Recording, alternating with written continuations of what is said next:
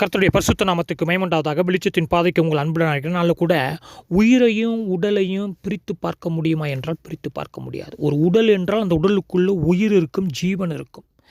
அப்போ இந்த ஜீவனையும் உயிரையும் உடலையும் பிரிக்க முடியாது. அது ரெண்டும் இணைக்கப்பட்டவன் தான் மனிதன்.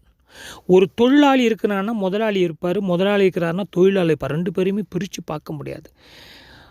மக்கள் என்றால் அங்கு ஒரு அரசு இருக்கும், அரசு என்றால் அங்கு ஒரு மக்கள் இருப்பார்கள். அரசாங்கத்தையும் மக்களையும் அரசியலையும் பிரித்து பார்க்க முடியாது, இணைத்துத்தான் பார்க்க முடியும். ஆனால் பிரியமானவரில் இதை நம்ம பிரிச்சுட்டோன்னு சொன்னால் நல்லா இருக்காது. ஒருவேளை உடல்லேருந்து உயிரை பிரிச்சுட்டோன்னு வச்சுங்களேன், பிணம் அவ்வளோதான், மண்ணுக்குள்ளே புதைத்து விடுவார்கள். ஒருவேளை முதலாளிகிட்டேருந்து தொழிலாளியை பிரித்து விட்டோம் என்று வைத்துக்கொள்வோமே, அவர் முதலாளியாக இருக்கவே முடியாது. ஏன்னா தொழிலாளி இருந்து அவர் உற்பத்தி செய்யும் போது தான் அதில் வர்ற லாபத்தில் அவர் முதலாளி ஆகிறார். அதே போல் முதலாளி இருக்கிறார் என்றால் தொழிலாளி இல்லை என்றால் போச்சு, தொழிலாளி இருந்து முதலாளி இல்லைனாலும் போச்சு. அப்போ மக்கள் இருந்து அரசு இல்லை என்றால் போச்சு. அப்போ மக்களுக்காகத்தான் அரசும் அரசியலும் இயங்கி கொண்டிருக்கிறதை நீங்கள் நானும் நன்றாக அறிந்திருக்கிறோம். இது அப்படியே பைபிளுக்கும் ஆன்மீகத்துக்கும் கிறிஸ்தவத்திற்கும் ஆவிக்குரிய வாழ்க்கைக்கும் இன்று ஒரு பட்டியலை நான் போடப் போகிறேன். இந்த பட்டியலை பல ஆண்டுகளுக்கு முன்பாக போட்ட ஒரு பட்டியல், எழுதின ஒரு கட்டுரை.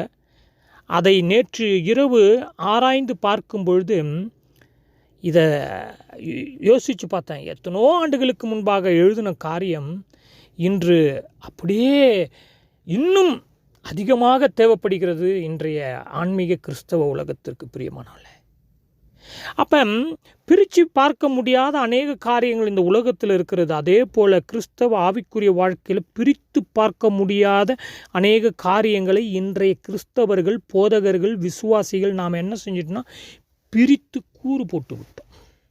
சரி பிரதர், பிரிக்க முடியாதுன்னு ஒரு பட்டியல் சொன்னீங்களா, அந்த பட்டியலை சொல்லுங்கன்னு கேட்குறீங்க. வாங்க பிரியமானவர்களே, வாழ்க்கையையும் வாழ்க்கை முறையையும் ஆராதனையும் துதியையும் ஜெபத்தையும் காணிக்கையையும் வாழ்க்கையோடு இணைக்கப்பட்டது. இதை பிரிச்சே பார்க்க முடியாது பிரியமானவர்களே, பிரித்து பார்க்க முடியாது. கிறிஸ்து சபை, இதையும் பிரித்து பார்க்கவே முடியாது.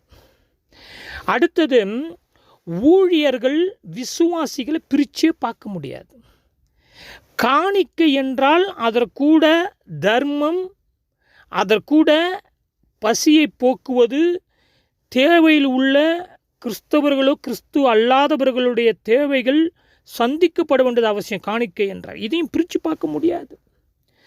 விசுவாசம்னு சொன்னீங்கன்னா அது கூட கீழ்ப்படிதல், அதையும் பிரிச்சே பார்க்க முடியாது.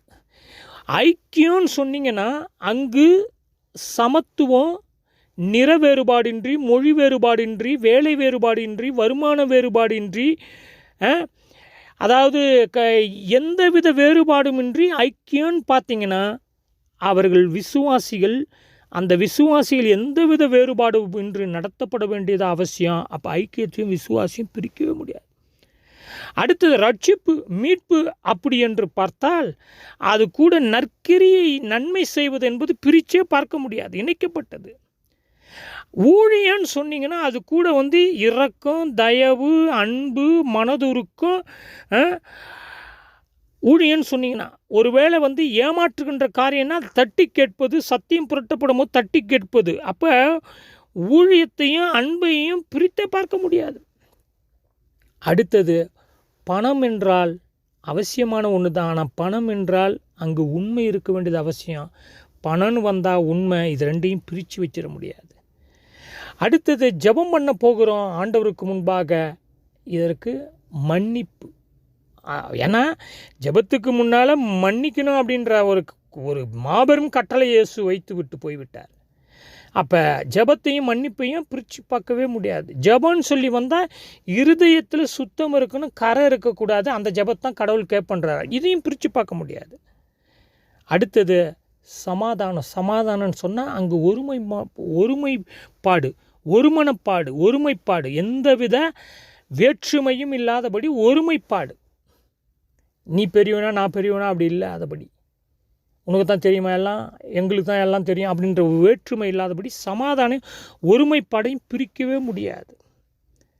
ஆனால் இன்றைக்கு அநேக காரியங்களை கிறிஸ்தவர்களாகிய நாம் பிரிச்சிட்டோம்.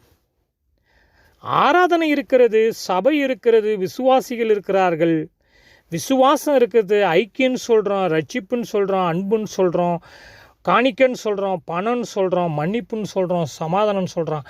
ஆனால் அது கூட இணைக்கப்பட்டதை இன்று நாம் காதிலும் வாங்குவதில்லை, சிந்தனையிலையும் அதை அனுப்புவதில்லை, அதை வாழ்க்கையிலும் அபியாசப்படுத்துவதில்லை. பிரித்து விட்டோம்.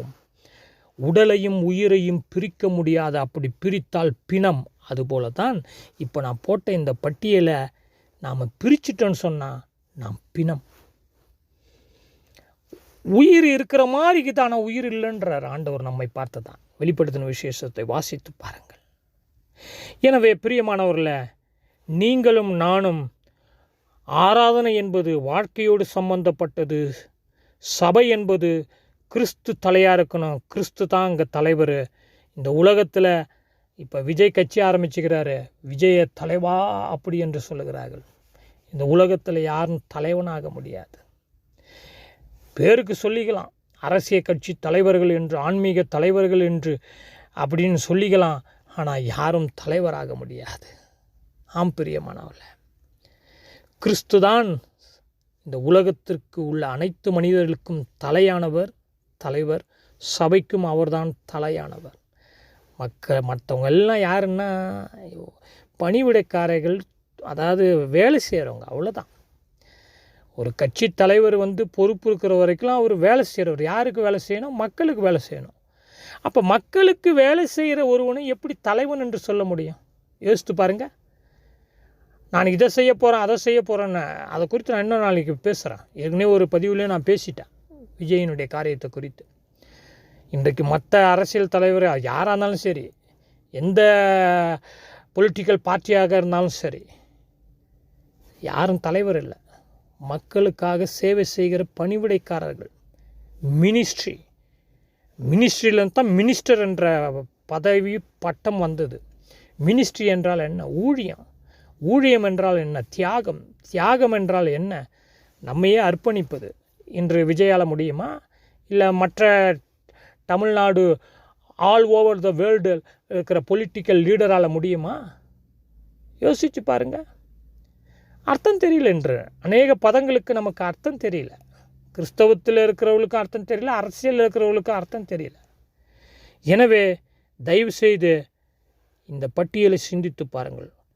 வாழ்க்கை ஆராதனை, கிறிஸ்து சபை, ஊழியர்கள், விசுவாசிகள், காணிக்கை, தர்மம், விசுவாசம், கீழ்ப்படிதல், ஐக்கியம், விசுவாசிகள், ரட்சிப்பு, நற்கிரியைகள், அன்பு, ஊழியம், பணம்னா உண்மை, மன்னிப்புனா ஜெபம், சமாதானம்னா ஒருமை. இது ரெண்டும் இணைக்கப்பட்டது. இந்த ரெண்டும் இணைத்து தான் பார்க்க முடியும். தனியாக பிரித்து பார்க்க முடியாது. அப்படி தனியாக பிரித்து பார்த்தோன்னு சொன்னால் அது பிரியமானவர்கள ஒரு வகையிலும் பலன் செய்யாது. மதத்தை பின்பற்றுகிற மாதிரி தான் இருக்கும். ஆண்டவரை பிரதிபலிக்கிற காரியமாக அது இருக்காது. ஆராதனைக்கு போகிறோங்க, ஆராதனை செஞ்சங்க, ஆராதனை அருமையாக இருந்ததுங்க, ஆராதனை கலந்துக்கலன்னா ஐயோ அப்படின்னு ஞாயிற்றுக்கிழமையில் நம்ம கூடுகிறோமே, அது எது? வாழ்க்கை. 6 நாள் வாழ்ந்த வாழ்க்கை, சபை உள்ளே இருக்கிற வாழ்க்கை, சபைக்கு வெளியே இருக்கிற வாழ்க்கை. இந்த வாழ்க்கை ஆராதனையோடு இணைக்கப்பட்டது.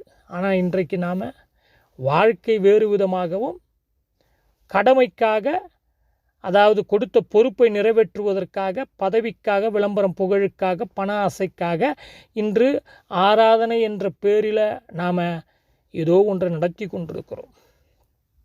எனவே பிரியமானவர்களே, ஆண்டவராகிய இயேசு கிறிஸ்துனுடைய அடிச்சுவடுகளை பின்பற்றுவோம்.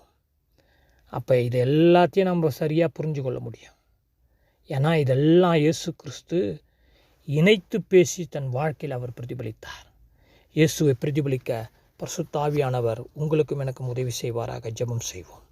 எங்கள் அதிகமாக நேசிக்கிற பரலோக பிதாவே, வாழ்க்கை ஆராதனையோடு இணைக்கப்பட்டதையும், கிறிஸ்து சபையோடு இணைக்கப்பட்டதையும், ஊழியர்கள் விசுவாசிகளோடு இணைக்கப்பட்டதையும், காணிக்கை தர்மத்தோடு இணைக்கப்பட்டதையும், விசுவாசம் கீழ்ப்படிதலோடு இணைக்கப்பட்டதையும், ஐக்கியம் விசுவாசிகளோடு இணைக்கப்பட்டதையும், ரட்சிப்பு நற்கிரிகளோடு இணைக்கப்பட்டதையும், அன்பு ஊழியத்தோடு இணைக்கப்பட்டதையும், பணம் உண்மையோடு இணைக்கப்பட்டதையும், மன்னிப்பு ஜெபத்தோடு இணைக்கப்பட்டதையும், சமாதானம் ஒருமைப்பாட்டோடு இணைக்கப்பட்டதையும் நாங்கள் புரிந்து கொண்டு வாழ்க்கையில் அதை அபியாசப்படுத்த வெளிப்படுத்த எங்களுக்கு கிருபை செய்வீராக.